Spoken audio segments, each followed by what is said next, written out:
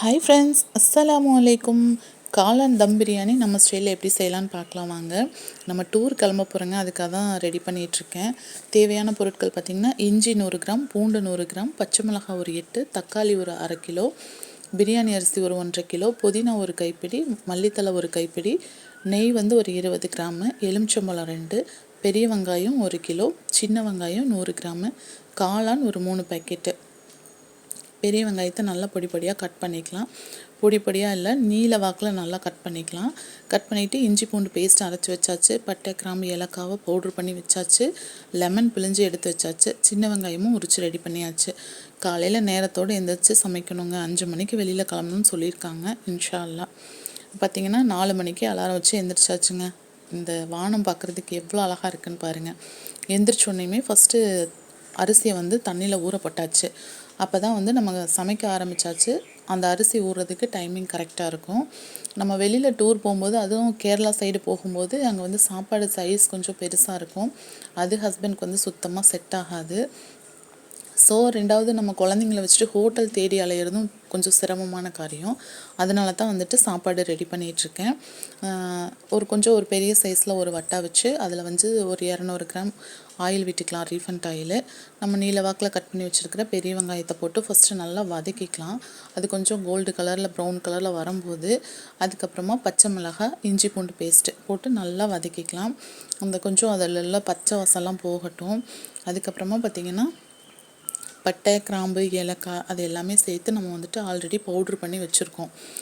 So அதையும் எடுத்துக்கலாம். அந்த சின்ன வெங்காயத்தை வந்துட்டு நம்ம அரைச்சி வச்சுருக்கோம் மிக்ஸி ஜாரில், அதையும் உள்ளே சேர்த்துட்டு மிளகாய்த்தூள், மஞ்சத்தூள், ஆச்சி பிரியாணி மசாலா எல்லாத்தையும் உள்ளே போட்டு நல்லா கிளறிக்கலாம். தக்காளி வந்துட்டு ஜாரில் நல்லா அரைச்சி தான் வச்சுருக்கேன், அதையும் உள்ளே சேர்த்துக்கலாம். ஒரு கட்டு புதினா, மல்லி இலைகள் ஒவ்வொரு கைப்பிடி அளவு எடுத்து வச்சுருக்கேன், அதையும் வாஷ் பண்ணி உள்ளே சேர்த்துக்கலாம். நல்லா வந்துட்டு ஒரு கிரேவி பதத்தில் வரட்டும், அது வரைக்கும் நல்லா வதக்கிக்கலாம். காளான் வந்துட்டு கட் பண்ணி 2 கட் பண்ணியிருக்கேன். ஏன்னா வந்துட்டு அப்போ தான் சாப்பாடு முழுசாக கிடைக்கும். அந்த காளான் நம்ம பொடி பொடியாக கட் பண்ணிட்டோம்னா பூரா கரைஞ்ச மாதிரி ஆயிரும். ஸோ காளான் வந்துட்டு நல்லா வாஷ் பண்ணி உள்ளே அள்ளி போட்டாச்சு. நெய் சேர்த்தாச்சு, நல்லா வதக்கிக்கலாம். புளிப்பில்லாத தயிர் 2 குழிக்கரண்டி அதையும் வந்துட்டு ஆட் பண்ணிக்கலாம். ஆட் பண்ணி நல்லா வதக்கிக்கலாம். நல்லா வதங்கினதுக்கப்புறமா வந்துட்டு லேசாக உப்பு சேர்த்துக்கலாம். உப்பு சேர்த்துட்டு இந்த பாத்திரத்தில் தான் நான் வந்துட்டு அரிசி அளந்திருக்கேன். 1க்கு 1.5 அப்படிங்கிற அளவுக்கு வந்துட்டு தண்ணி சேர்த்துக்கலாம். தண்ணி சேர்த்துட்டு நம்ம மூடி வச்சிடலாம். கொஞ்சம் கொதி வரட்டும், அதுக்கு பிறகு தான் நம்ம வந்துட்டு அரிசி சேர்க்க முடியும். சரி, ஏன் டைம் வேஸ்ட் பண்ணோம் அப்படிங்கிறதுக்காக தயிர் பச்சடி செஞ்சிடலாம் அப்படின்னு சொல்லிட்டு அதை தான் ரெடி பண்ணிகிட்ருக்கேன். பார்த்திங்கன்னா நம்ம தயிரில் கொஞ்சம் நீல வாக்கில் கட் பண்ணி வச்சுருக்க பெரிய வெங்காயம் இருக்கு இல்லையா, சாப்பாடு போக மீதி உள்ள பெரிய வெங்காயத்தை உள்ளே போட்டுக்கலாம். பச்சை மிளகாய், கொத்தமல்லி இலைகள், உப்பு எல்லாத்தையும் போட்டு நல்லா மிக்ஸ் பண்ணிக்கலாம். தயிர் பச்சடி சிம்பிளாக ரெடி பண்ணியாச்சுங்க, இவ்வளோ தான். அதுக்கப்புறம் சரி ஓகே, நம்ம சாப்பாடு என்ன லெவலில் இருக்குது அப்படின்னு சொல்லிட்டு நம்ம வந்து மூடி ஓப்பன் பண்ணி பார்க்கலாம். இன்னும் கொதிக்கவே ஆரம்பிக்கலை. தண்ணி கொதித்ததுக்கப்புறம் தான் நம்ம வந்துட்டு அரிசி உள்ளே சேர்க்க முடியும். அப்புறமா வந்துட்டு அப்பளம் எடுத்துக்கலாம். ஏன்னா வந்துட்டு ஆல்ரெடி காளான் பிரியாணி நம்ம வேறு ஏதாவது செஞ்சோம்னா கொஞ்சம் மசாலா ஓவரான மாதிரி ஆகும்.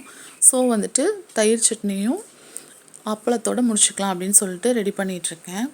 ஏதாவது தண்ணி நல்லா கொதி வந்துருச்சு. இந்த ஸ்டேஜில் வந்துட்டு நம்ம வந்து உள்ளே வந்து அரிசி சேர்த்துக்கலாம். அதுக்கு முன்னாடி லெமன் பிழிஞ்சு வச்சுருந்தோம் இல்லையா, அதை மறந்தாச்சுங்க உண்மையை சொல்லப்போனால். அதையும் உள்ளே ஆட் பண்ணிக்கலாம். ஆட் பண்ணிவிட்டு கொஞ்சம் லைட்டாக கொதிக்கட்டும். கொதித்ததுக்கப்புறமா நம்ம வந்து அரிசி உள்ளே சேர்த்துக்கலாம்.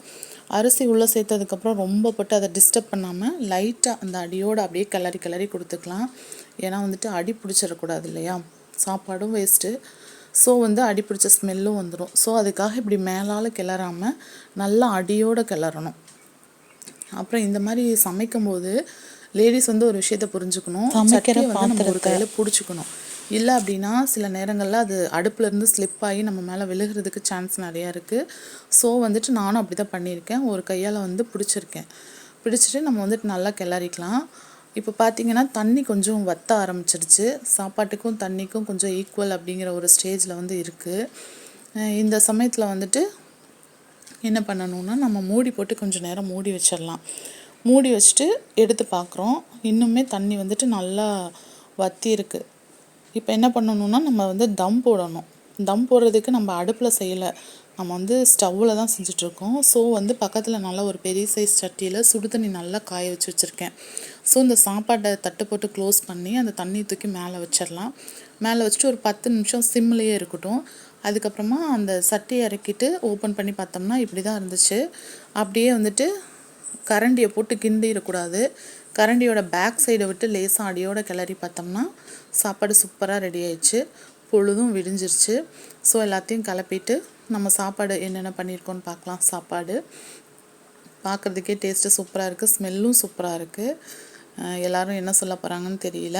தயிர் பச்சடி, அதுக்கப்புறமா அப்பளம், இதெல்லாம் எடுத்துகிட்டு நம்ம தேவையானது எல்லாத்தையும் எடுத்துகிட்டு நம்ம வந்துட்டு கிளம்பியாச்சு. எங்கே போகிறதா இருந்தாலும் கொஞ்சம் லேடிஸ் வீட்டை க்ளீன் பண்ணிட்டு போனால் வந்து நமக்கு கொஞ்சம் நிம்மதி. டூர் நாங்களும் கிளம்பிட்டோம். பிடிச்சிருந்தால் லைக் பண்ணுங்கள், ஷேர்